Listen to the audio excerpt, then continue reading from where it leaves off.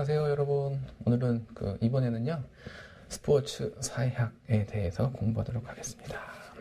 교재 161쪽이고요 161쪽이에요. 스포츠 사회학 제1장 첫 번째 스포츠 사회학의 의미.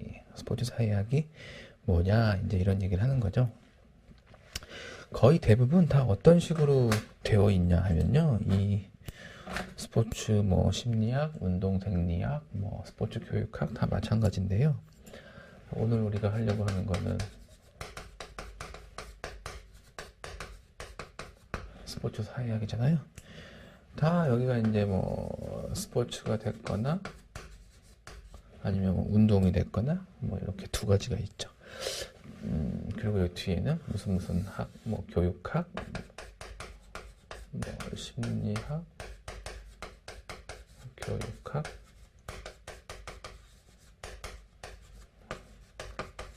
생리학, 역학 이런 식으로. 그래서 우리가 이제 이 체육과 관련된 이런 학문들을 종합 학문, 또 어디서는 응용 학문 이렇게 얘기해요. 응용 학문이라고 이렇게 얘기하다 보면은 요거는 반대말이 뭐가 있냐면 여기 또 기초 학문 또 이렇게 얘기도 하죠. 이렇게도. 여기 약간 또 어감이 있는 거야. 기초는 좀 중요하고 응용은 조금 요거에 비해서 상대적으로 덜 중요하고, 요거는 뭔가가 어떤 좀 이론이나 어떤 핵심적인 거에 포커스가 맞춰져 있다고 한다면 얘는 뭔가에 좀 이렇게 널리 뿌린다거나 적용한다거나 어떤 이런 약간 느낌이 있죠. 근데 지금은 이런 거에 대한 어떤 뭐라고 할까, 중요도 이걸 말하고 싶은 건 아니고요. 그래서 요 구조가 어떻게 되어 있냐면 종합학문이나 응용학문이라고 얘기했을 때 얘를 우리가 뭐라고 얘기하냐면 모학문이다 라고 얘기를 하는 거예요. 그래서 아까 여기 얘기했을 때 기초학문 있죠. 얘가 기초학문이기도 해요. 그러니까 결국 이런 느낌인 거예요. 체육학, 여기는 학문일 수도 있고 아닐 수도 있어요. 혹은 스포츠라는 게 하나 있고, 여기에 뭐가 있냐면 모학문이라고 하나가 있는 거야. 그래서 지금 같은 경우 스포츠 사회학이니까 요 노란 게 사회학이다라는 거죠. 사회학. 그러니까 스포츠 사회학이라고 하는 거는 사회학의 일부다 이렇게 생각하는 이런 접근도 있고, 또 스포츠를 사회학적 관점으로 해석한다라는 측면도 있어요. 그래서 이쪽이 더 중요하다고 보는 관점이 있을 수도 있고요, 이게 더 중요하다라고 보는 관점이 있을 수도 있고요. 여기 관점은 여러 가지죠. 어떤 게 옳다 그르다 이런 것 같지는 않고요. 여러분들도 어떤 선택을 할 것이냐, 본인의 어떤 선택 결과가 있겠죠. 그리고 나는 이런 선택을 이런 과정을 거쳐서 했어 라고 했을 때 이 선택 결과와 선택 과정이 말이 된단 말이에요. make sense 한다고 한다면 그것은 또 우리들에게 큰 의미는 차이는 없어 보이는 거예요. 그렇게 얘기할 수 있으면 되는 거죠. 그런 의미에서 우리는 지금 맨 처음에 스포츠 사회학의 의미에 대해서 공부를 하려고 한다. 자, 스포츠 사회학을 정의하기 위해서 제일 먼저 뭐 했어요? 스포츠의 의미, 그 다음 뭐 했어요? 사회학의 의미, 그 다음 뭐 했어요? 스포츠 사회학의 정의를 했잖아요. 이렇게 돼 있는 거죠. 그래서 이런 구조 때문에 말씀드리는 거고, 요 구조는 스포츠 사회학뿐만 아니라 전체 7개 과목이 다 거의 대동소이하다. 지금 이런 흐름을 말씀드리는 거예요. 자, 스포츠의 의미는 뭐냐면 경쟁을 통해서 이루어지는 신체 활동으로 공인된 경기 규칙 안에서 이루어진다. 모르겠어요. 이거 꼭 의미를 이렇게밖에 얘기할 수 없나 싶은데요. 스포츠는 첫 번째 신체적 움직임이죠. 맞나요? 그러면 바둑은 스포츠예요? 아니에요? 이런 문제가 나중에 이제 대두가 되죠. 바둑은 스포츠입니까? 아닙니까? 이제 신체 활동에 초점을 두는 사람은 바둑을 스포츠라고 보지 않아요. 왜? 바둑에서 하는 거는 그냥 이렇게 돌을 놓는, 착수하는 어떤 손동작? 요거밖에 없잖아요. 그 다음에 또 당구 스포츠예요? 아니에요? 당구하는 거 지금 이거밖에 없잖아요. 이렇게 때 이렇게 하는 그거 스포츠로 볼 수 있냐 이런 거야.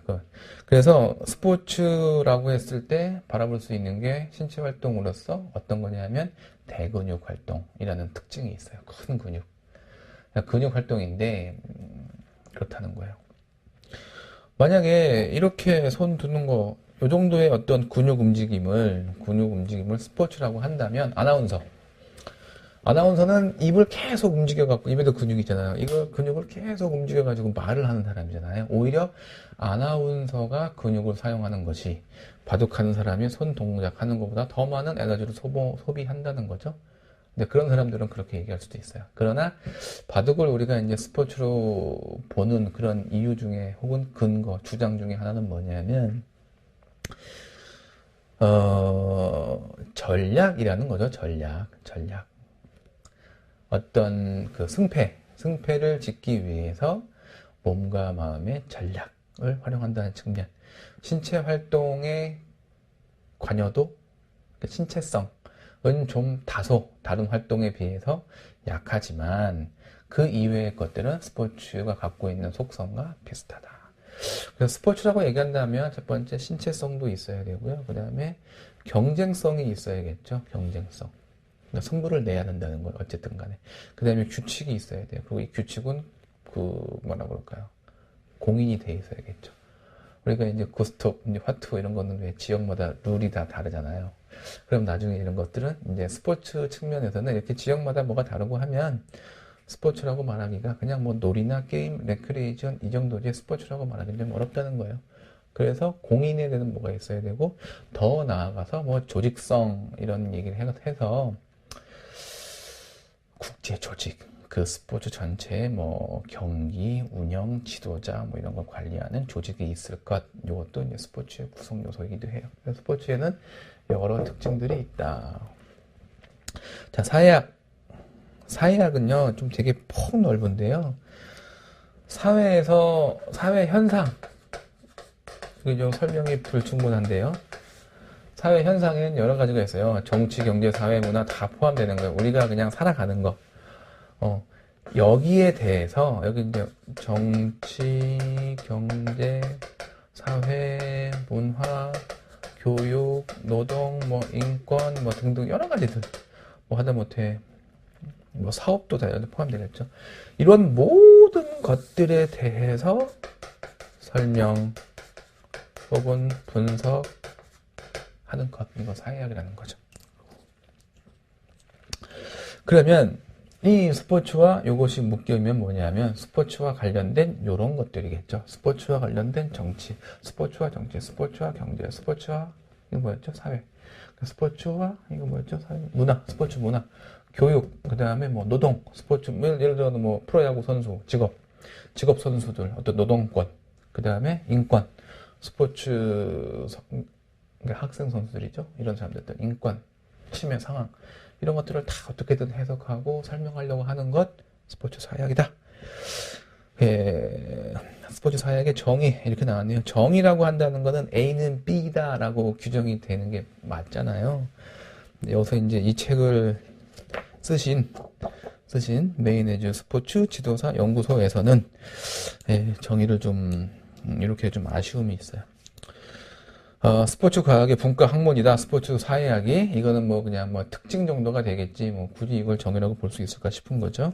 스포츠의 맥락에서 인간과 사회 행동의 법칙을 규명한다. 오히려 이것이 정의스럽겠죠. 그래서 스포츠와 사회 관계에 관심을 두죠. 그 다음에 스포츠를 단순한 인간의 여기서 단순히가 갖는 의미는 단순히가 인간의 활동을 꾸미는 게 아니라 개인적. 스포츠를 개인의 움직임으로 보는 것이 아니라 사회적인 배경 속에서 진행되는 그걸로 해석한다는 거예요. 그걸 여기서는 사회적 구성물이라고 표현을 했어요. 스포츠 사회학의 그러면 이런 것이 스포츠 사회학의 정의인데 두 번째 스포츠 맥락에서 인간의 사회 행동 혹은 사회 현상을 설명하고 분석하고 하는 거. 여기 스포츠 사회학의 정의가 되겠어요. 그럼 이거 어디다가 써먹냐? 뒤에 나오는 거죠. 자, 먼저 스포츠를 좀 분류할 수가 있다는 거예요. 경기, 극복, 뭐 율동, 투쟁. 근데 이거 꼭 이렇게만 분류할 수 있는 건 아니고요. 스포츠의 분류는 되게 많아요. 스포츠의 분류는 이제 이런 거. 스포츠 아마 유형이 되겠죠. 우리가 이제 옛날에는 뭐 개인 스포츠, 팀 스포츠 혹은 단체 스포츠 이렇게 구분도 했고요. 뭐 라켓류, 그 다음에 뭐 구기류, 뭐 투기류, 뭐 이렇게도 다 구분했었죠. 여러 가지로 구분했어요. 그래서 이런 거는 그 구분 분류나 유형이 보면 여러분이 좀 살펴봐야 될 게 어떤 기준으로 이렇게 분류를 했느냐. 이건 뭐예요? 구성원 가지고 한 거겠죠? 얘는 도구. 얘도 도구죠. 도구고, 요거는 어떤 속성일 거예요. 이거는 투기는 싸운다는 거니까. 그 다음에 뭐, 어딘 또 이제 뭐, 레저. 이렇게도 했었죠. 레저. 경기 극복 또 어떤 게 있었냐면, 다른 사람은 이것을, 옛날에 여러분이 이제 아곤, 아레아, 미미크리 뭐 등등 이런 것도 네 가지로 나눈 게 있어요. 이건 제가 이제 여러분에게 과제를 드릴게요. 한번 나중에 확인해 보시고요. 또 어떤 거는 도전형, 그 다음에 경쟁형, 표현형, 그 다음에 이런 식으로 또 구분한 경우도 있고요. 그래서 이제 말씀드리고 싶은 거는 여러분이 어디선가 스포츠의 유형 구분 이런 거를 만나게 되면 기준이 뭔지를 같이 챙겨야 된다. 이런 말 하고 싶었던 거예요. 스포츠 사회학의 연구 영역은 되게 넓습니다. 집단에 대한 연구도 있고요. 사회적 행위도 있고요. 문화와 제도에 대한 연구도 있고 사회 변동에도 있어요. 근데 이것만 있는 게 아니라 더 있을 수가 있겠죠. 연구의 범위와 접근 방법, 거시, 미시, 전문 이렇게 구분될 수 있겠는데 거시와 미시 정도 여러분이 확실하게 알아두면 되겠죠. 거시는 이런 거예요. 큰 거, 정치, 경제, 사회, 문화 이런 것과 스포츠와의 관계. 그 다음에 미시는 이런 거 하나 속에 들어가서 사회화나 공적성, 비행 이런 거. 요 속에 들어가는 거.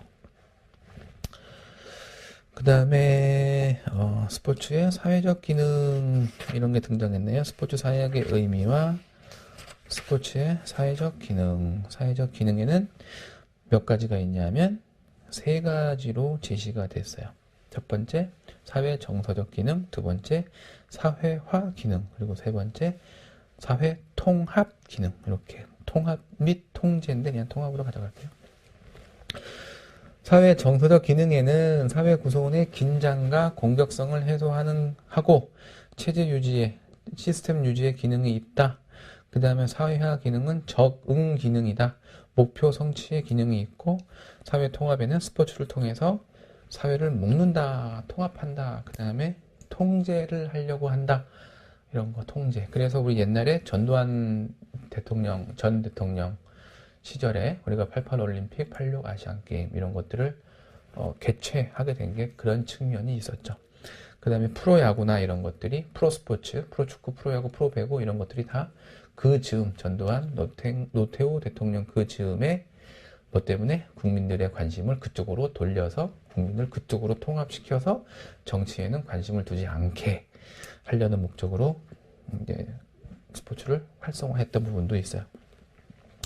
자, 스포츠 사회학의 이론. 아까 여기 뭐라고 했냐면 스포츠와 사회 현상을 설명한다고 했잖아요. 그럼 설명하는데 뭐가 있냐면 관점이 있다는 거예요. 관점은 다른 말로 이론이 되겠고요. 여기에는 기본적으로 몇 가지가 있냐면 세 가지가 있어요. 세 가지. 그 세 가지 이론이 뭐냐면 첫 번째 구조 기능주의 이론이 있고 두 번째가 갈등주의 이론이 있어요. 그 세 번째가 비판주의 이론이 있는데 지금 여기 교재에서는 우리가 얘는 다루지 않고 얘만 다루고 있어요.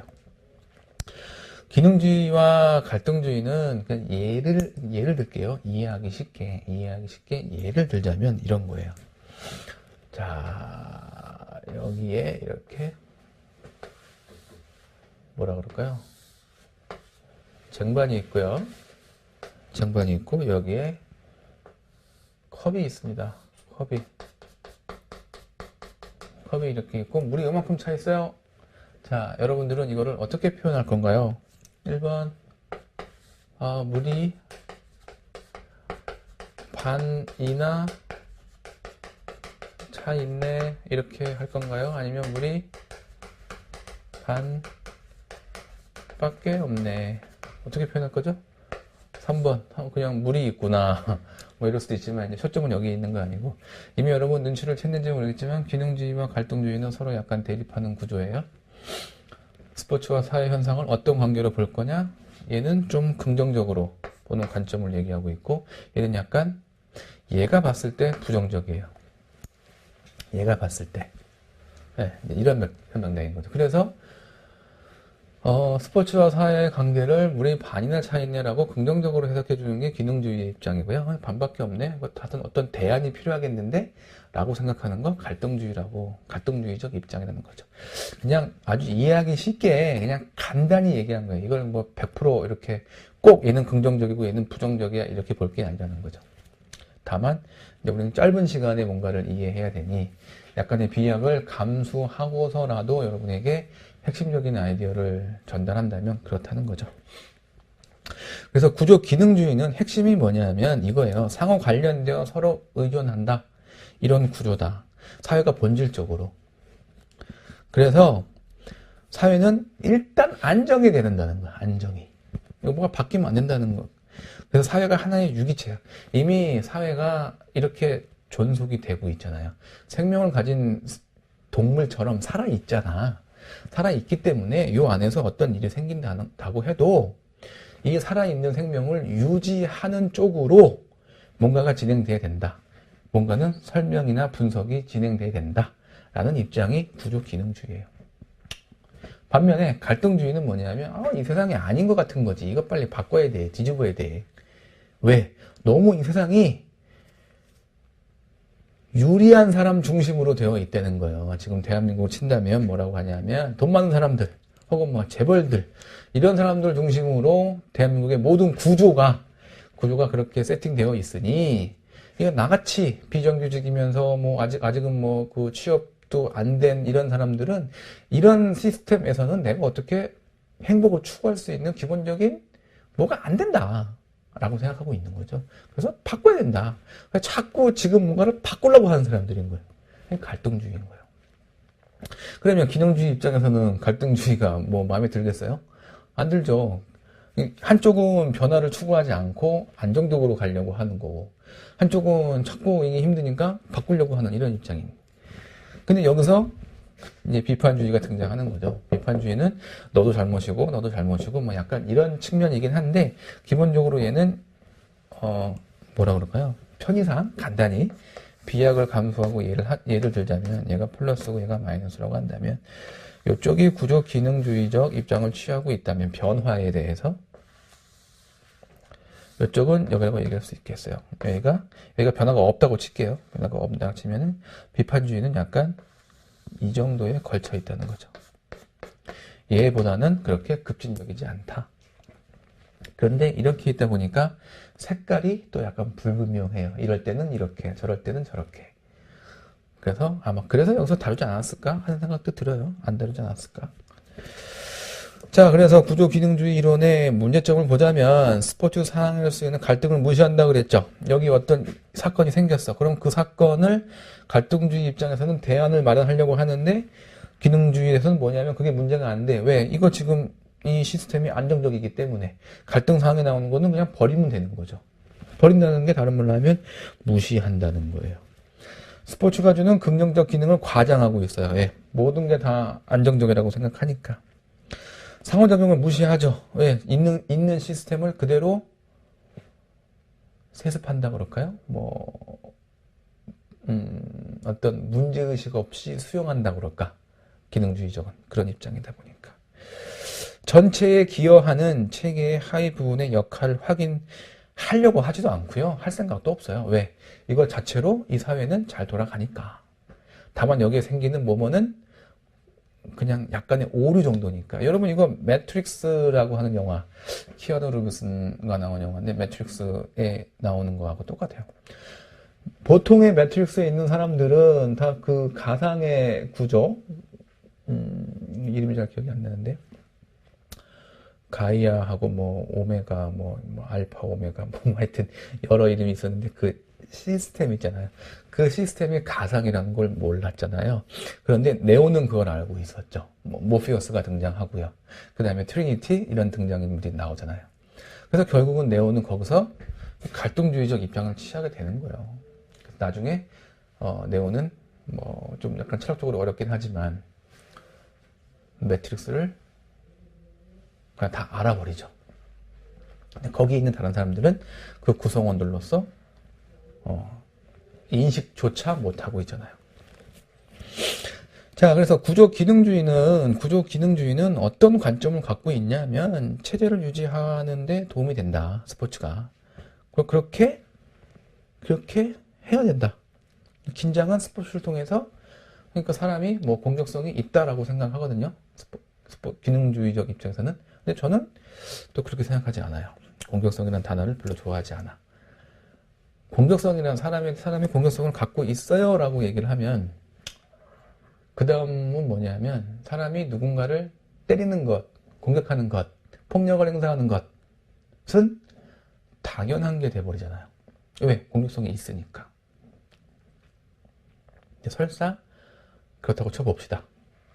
사람이 다른 사람을 공격하는 게 과연 우리 전 인류가 함께 어울려 살아가는 데 있어서 보탬이 되겠냐는 거죠.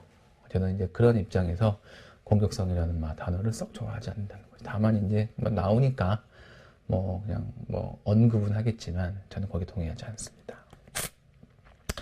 그 다음에 통합. 예, 통합의 역할이 있다. 구성원들을 결집시킨다는 거예요. 공통적 관점. 전 이것도 싫은 거죠. 왜?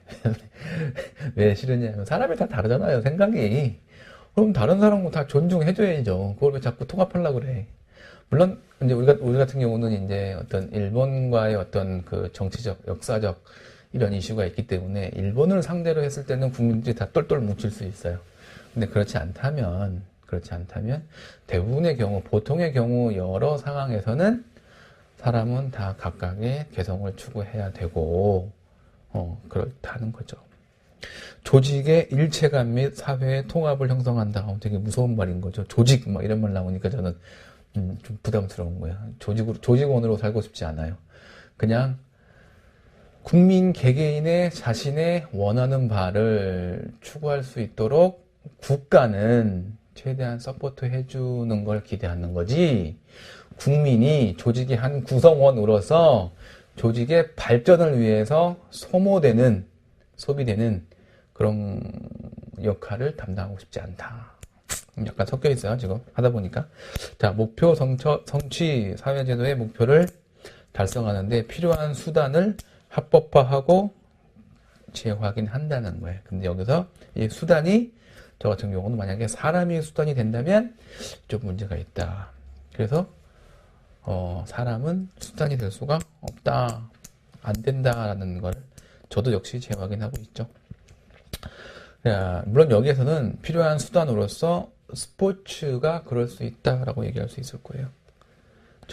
적응이란 말도 싫은 거예요. 적응이란 말 속에는 또 뭐가 있냐면 이런 말이 있잖아요. 적응이란 말 자체 속에는 적응하면은 이게 OX로 구분돼요. 적응한 사람과 적응하지 못한 사람, 이렇게 자꾸 저는 그런 거죠. 그러니까 사람을 구분한다라고 할까요? 구분하는 거? 이런 게 좀 이제 싫은 것 같은 거죠. 싫은 거예요.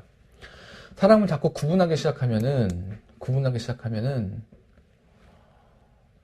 사람이 등급이 매겨질 수가 있는 거거든요. 등급이 매겨지면 상대적으로 위에 있는 등급과 아래에 있는 등급, 즉 우열이 구분된다는 거예요. 그러면 사람이 기본적으로 존엄한데 인간의 어떤 존엄성이라고 하는 것이 대소 혹은 강약이 있는 것처럼 구분된다는 거죠.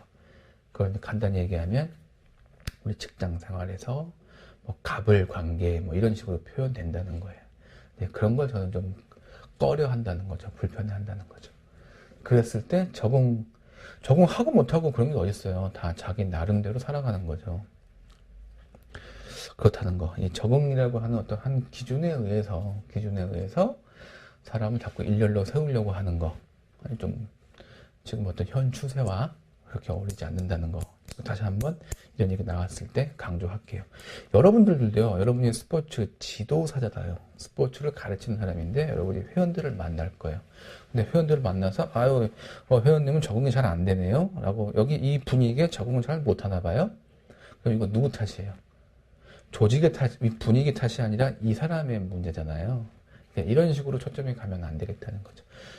이 사람 초점이 아니라 내가 이 시스템, 이 구조를 제공함으로써 스포츠를 이 사람, 이 회원에게 가르침으로써 어떻게 하면 이 사람이 좀 편하게 배울 수 있는 환경과 분위기, 조직을 만들 것이냐. 그런 걸 생각한다고 하면 이분이 뭔가를 잘 못한다고 했을 때 적응이 잘 안 됐네. 이렇게 얘기를 못한다는 거예요.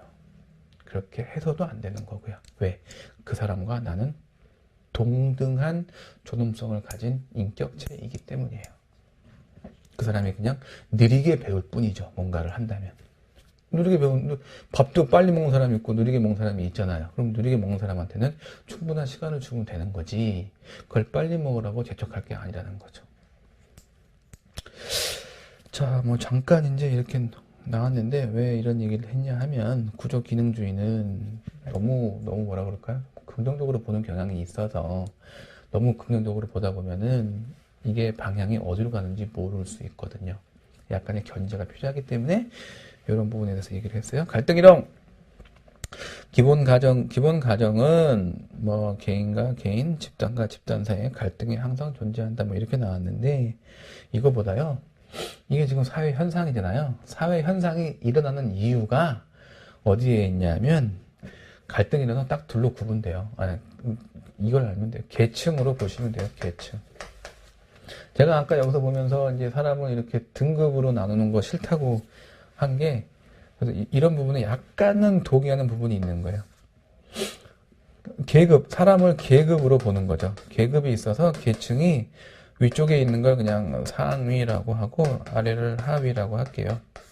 그래서 여기서는 뭐 이제 부르주아, 그 다음에 여기는 뭐 프롤레타리아 이렇게 얘기해요. 지배계급, 피지배계급. 그런데 이 격차가 멀어지면서 차이가 많이 나면서 이런 영역에서 여러 가지 사회 현상들, 이슈가 발생한다. 이런 얘기거든요. 그래서 갈등주의가 얘기하는 핵심은 뭐냐면 이 계층 차이가 이걸 또 다른 말로 하면 어떤 문제되는 단어로 얘기한다면 이건 다른 말로 양극화인 거예요. 양극화. 이 양쪽 둘로 나뉘어서 갭이 점점 멀어지는 거. 델타 D가 멀어지는 거. 양극화.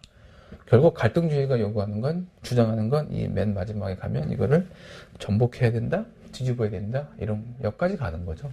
근데 저 역시 어느 정도 이 양극화가 문제다라고는 생각을 하고 동의를 하지만 꼭 뒤집어야 되는가? 애는 좀 약간 좀 물음표를 찍고 있어요. 뭐 맨날 뒤집으면 뭐 뒤집었다가 또 뒤집고 막 이런 한번 뒤집을 때마다 얼마만한 우리가 또 그 인적 피해, 전쟁이나 뭐 이런 거니까 혁명 뭐 이런 거니까 힘들죠.